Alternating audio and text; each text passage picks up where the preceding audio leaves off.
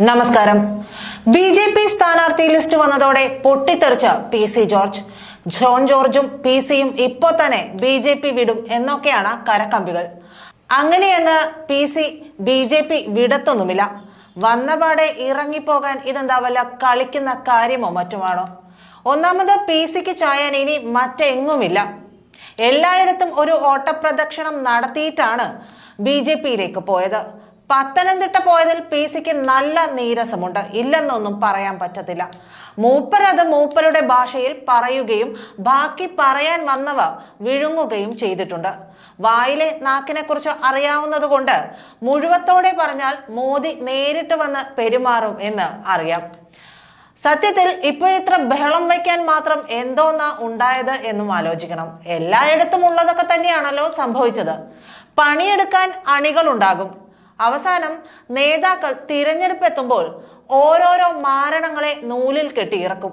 അതൊക്കെ തന്നെയല്ലേ ഇപ്പോ സംഭവിച്ചത്. ഇതിപ്പോ അങ്ങനെയൊന്നുമല്ല. സീറ്റ് കിട്ടാൻ വേണ്ടിയിട്ടൊരു ചെറിയ ഡീൽ. അതിന്റെ ഭാഗമായി പിണറായി പറഞ്ഞതനുസരിച്ച് പി.സിയെ വെട്ടി അനിൽ ആന്റണിയെ നിർത്തി. അനിൽ ആന്റണിക്ക് വോട്ട് മറിച്ചാലും ജയിക്കില്ലെന്ന് പിണറായിക്ക് നന്നായിട്ടറിയാം. അതുകൊണ്ട് മോദിക്ക് കൊടുത്ത വാക്ക് പാലിച്ചില്ലെങ്കിലും കുഴപ്പമില്ല. മറിച്ചു എന്നതിന് കള്ളരേഖ ഉണ്ടാക്കിയാൽ മതിയല്ലോ. അതിനൊക്കെ പിണറായി പിന്നെ മിടുക്കനല്ലേ.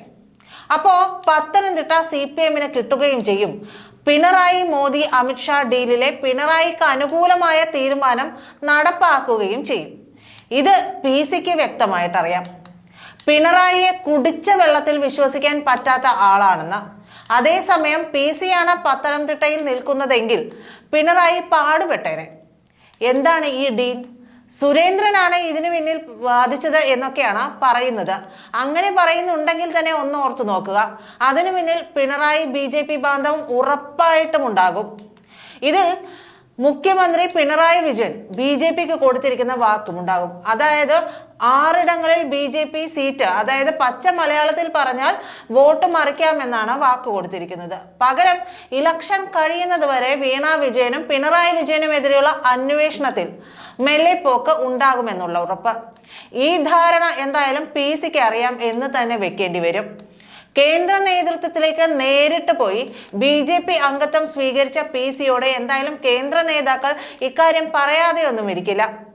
പിണറായി, തുഷാർ, സുരേന്ദ്രൻ, മുരളീധരൻ കൂട്ടുകെട്ടാണ് ഇതിനു പിന്നിൽ പ്രവർത്തിച്ചതെന്ന് വ്യക്തമല്ലേ. ബി.ജെ.പിക്ക് ഇപ്പോൾ ഒന്നും മിണ്ടാനാകാത്ത അവസ്ഥയുമാണ്. കേരളത്തിൽ ബി.ജെ.പി. സീറ്റ് കിട്ടണമെങ്കിൽ CPM വോട്ട് മറിയണം എന്നുറപ്പാണ്. അപ്പോൾ പത്തനംതിട്ട ബി.ജെ.പി. ആഗ്രഹിക്കുന്ന സീറ്റുമാണ്. പക്ഷെ അവിടെ പിണറായി ഒരിക്കലും പി.സിക്ക് വേണ്ടി വോട്ട് മറിക്കില്ല എന്നുറപ്പ്. പിണറായിയുടെ നിർദ്ദേശപ്രകാരമാണ് അനിൽ ആന്റണിയെ അവിടെ നിർത്തുന്നതും. അനിൽ ആന്റണി ആണെങ്കിൽ വോട്ട് മറിക്കാമെന്നാണ് പിണറായി പറഞ്ഞത്. ഇതിനു പിന്നിൽ പ്രവർത്തിച്ചത് ആരാണ്? തുഷാർ വെള്ളാപ്പള്ളിയാണ്. തുഷാർ വെള്ളാപ്പള്ളി പി.സി. ശത്രുത എല്ലാവർക്കും മേൽ പറഞ്ഞതുപോലെ തന്നെ അറിയാവുന്ന മറ്റൊരു കാര്യമാണ്. തുഷാർ വിചാരിച്ചതുപോലെ കാര്യം നടന്നു എന്ന് കരുതുന്നുണ്ടെങ്കിലും പി.സിയുടെ തിരിച്ചടി അതിഭീകരമായിരിക്കും എന്ന് പ്രതീക്ഷിച്ചു തന്നെ ഇരിക്കണം. അമർഷം പുകയുന്നുണ്ടെങ്കിലും പി.സി അധികം നാവാടാത്തതിന് പിന്നിലും കൃത്യമായ ഒരു രാഷ്ട്രീയ ലക്ഷ്യം ഉള്ളത് കൊണ്ട് തന്നെയാണ്. അച്ഛനും മകനും അത് പ്രതീക്ഷിച്ചു തന്നെയാണ് ഇരിക്കുന്നത്. വീണയ്ക്കെതിരായ കേസിൽ നിന്ന് താൻ എന്തൊക്കെ വന്നാലും പിൻവാങ്ങില്ല എന്ന് ഷോൺ ജോർജ് ആദ്യമേ ബി.ജെ.പി. നേതൃത്വത്തെ അറിയിച്ചിട്ടുമുണ്ട്.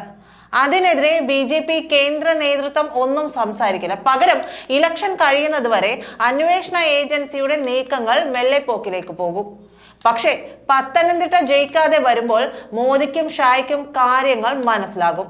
സുരേന്ദ്രൻ ആപ്പ് വച്ചതാണെന്ന്. ഇപ്പോൾ പി.സി ആയിട്ട് അത് പറഞ്ഞാൽ പി.സി സുരേന്ദ്രനിട്ട് ആപ്പ് വയ്ക്കുകയാണെന്ന് കരുതും. വേണ്ട എന്ന് കരുതി തന്നെയാണ് പി.സിയും ഷോണും മിണ്ടാതെ ഇരിക്കുന്നത്. സുരേന്ദ്രനെ കേന്ദ്ര നേതൃത്വം നോട്ടമിട്ട് വെച്ച കക്ഷിയാണ്. സുരേന്ദ്രനെ മാറ്റി ശോഭാ സുരേന്ദ്രനെ ഒരു ഘട്ടത്തിൽ അധ്യക്ഷ പദവിയിലേക്ക് അവരോധിക്കാൻ ഇരുന്നതാണ്. പിന്നീട് അത് വേണ്ടാന്ന് വയ്ക്കുകയായിരുന്നു. പിന്നെ പ്രതീക്ഷിക്കാവുന്ന കൊള്ളാവുന്ന ഒരു മുഖം എന്നത് ഷോൺ ജോർജിന്റേതാണ്. ഇതേക്കുറിച്ചും കേന്ദ്ര നേതൃത്വവുമായി സംസാരിച്ചിരുന്നു എന്ന് തന്നെയാണ് പുറത്തു വരുന്ന വിവരം. ഈ തോൽവിയോടെ, അതായത് ഈ വരാൻ പോകുന്ന തിരഞ്ഞെടുപ്പിലെ തോൽവിയോടെ സുരേന്ദ്രന്റെ കാലം കഴിയുകയാണ് സംസ്ഥാന ബി.ജെ.പി. നേതൃത്വത്തിൽ. അതായത് സുരേന്ദ്രനെ കേന്ദ്ര നേതൃത്വം മുച്ചൂട് വെട്ടും. ഇത് വരുന്നതോടെ ഷോണിലേക്ക് സ്വാഭാവികമായും സംസ്ഥാന നേതൃപദവി എത്തും. അതിനുള്ള കാര്യങ്ങളൊക്കെ അന്ന് ഡൽഹിക്ക് പോയപ്പോൾ സംസാരിച്ചു വെച്ചിട്ട് തന്നെയാണ് അച്ഛനും മോനും തിരിച്ചിങ്ങോട്ടേക്ക് വന്നിരിക്കുന്നത്. പിന്നീട് BJPയുടെ തേര് ഷോണിലൂടെ തെളിക്കാൻ സാധിക്കുമെന്നുമുള്ള കണക്കുകൂട്ടൽ കേന്ദ്ര നേതൃത്വത്തിനുണ്ട്. അതിനുള്ള ആർജവം എന്തായാലും ഷോൺ ജോർജിനുണ്ട്. പിന്നെ പാർട്ടി ഷോണിന്റെയും PC-യുടെയും കൈകളിൽ ഭദ്രം. അതിൽ മേൽക്കോയ്മ കാണിക്കാൻ ആർക്കും അവസരം കിട്ടില്ല. പിണറായിക്കായാലും കൂട്ടുകച്ചവടത്തിന് ആളെ കിട്ടാനില്ലാതെ വരും.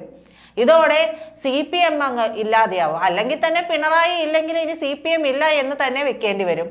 അല്ലാതെ PC ഇപ്പോൾ തന്നെ BJPയിൽ നിന്ന് ഇറങ്ങി പോകുകയല്ല ചെയ്യുക. നന്ദി.